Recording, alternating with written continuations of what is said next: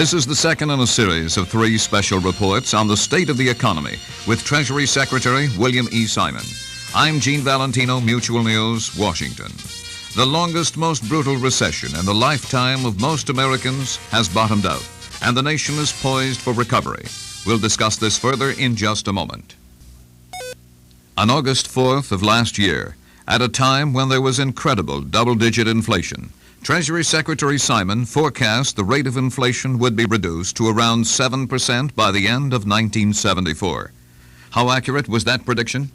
My forecast at that time did not turn out to be 100% accurate, but shortly thereafter it became apparent that we would not only reach that lower level of inflation, but we would even do better than that. And the recent statistics on inflation as measured by the Consumer Price Index are that we're closer to 5% here after the extraordinary double-digit rates a year ago this time. The prediction of what was to come was largely true, the discrepancy being a matter of timing. It was a few months off.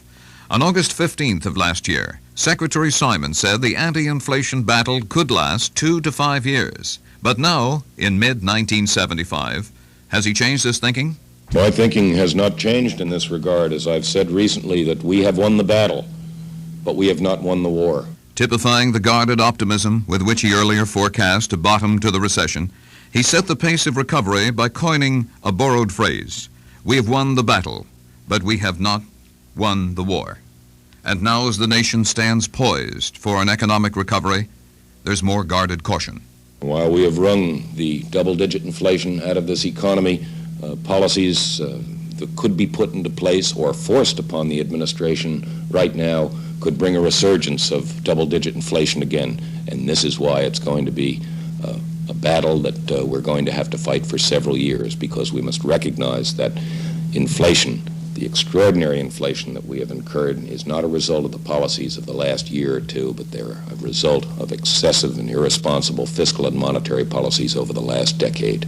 This is the second in a series of special reports on the state of the economy with Treasury Secretary William E. Simon.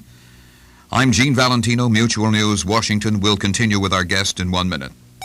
In January of this year, while the nation was feeling the full impact of its economic problems, Secretary Simon spoke of seeing a patch of blue in a gray sky, predicting the recession would bottom out around June.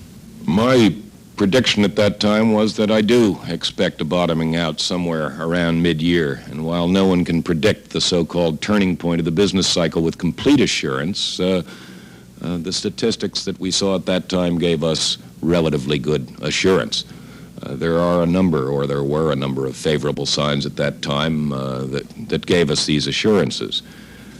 Just recently, I made the statement that we would see positive real growth in the third quarter, July, August, and September quarter of 1975.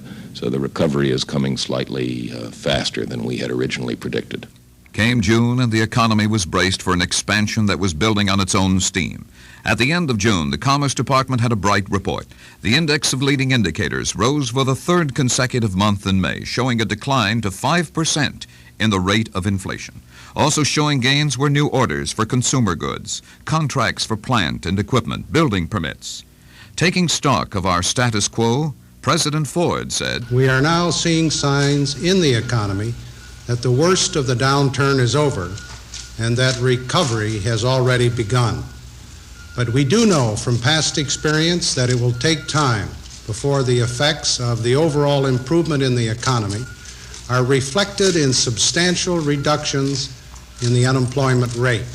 And where do we stand now, and where are we going? Secretary Simon assessed our stand. The economy has definitely turned around, and we are entering into the recovery period. And we have many statistics to support that. Leading indicators, 3 months in a row, have shown increases. Consumer sentiment is on the increase. The stock market is up close to 50% from its lows of last year.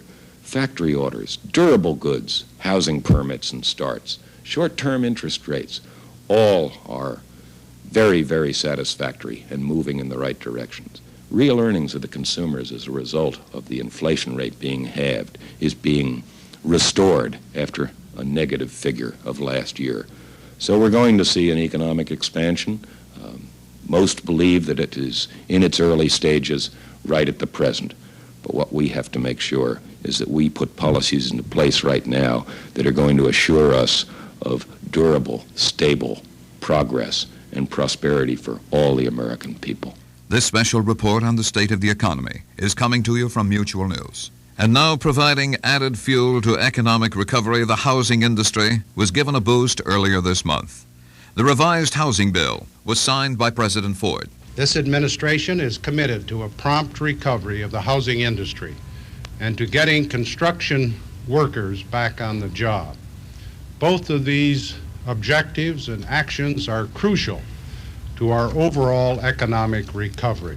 As the patch of blue grew brighter, Secretary Simon noted a pattern of higher wage settlement having emerged. This, coupled with a rate of inflation going downward, the real income of workers would also be on the upgrade again in 1975, and this would spark an increase in consumer spending.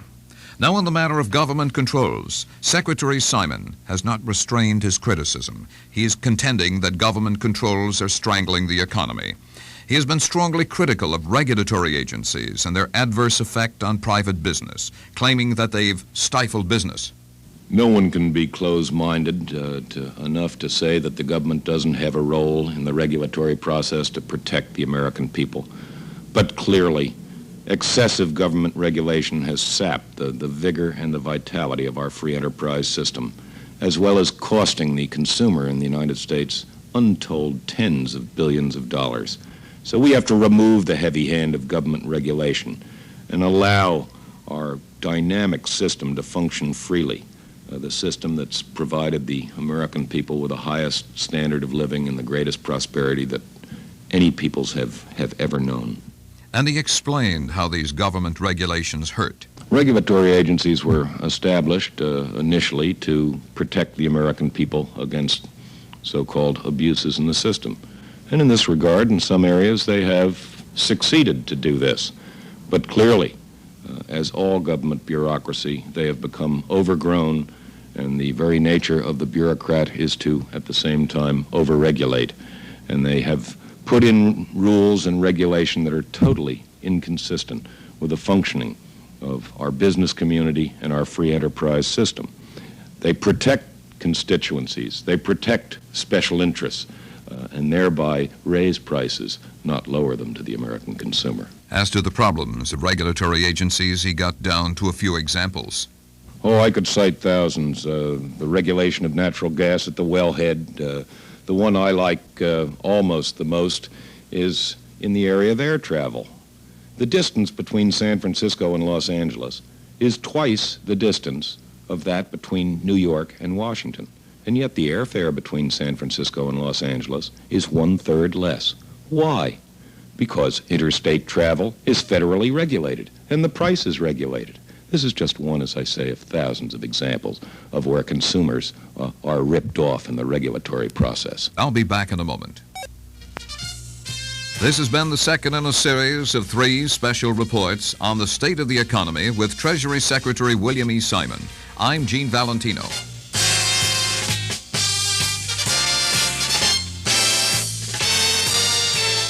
This is Mutual, your network for news and sports.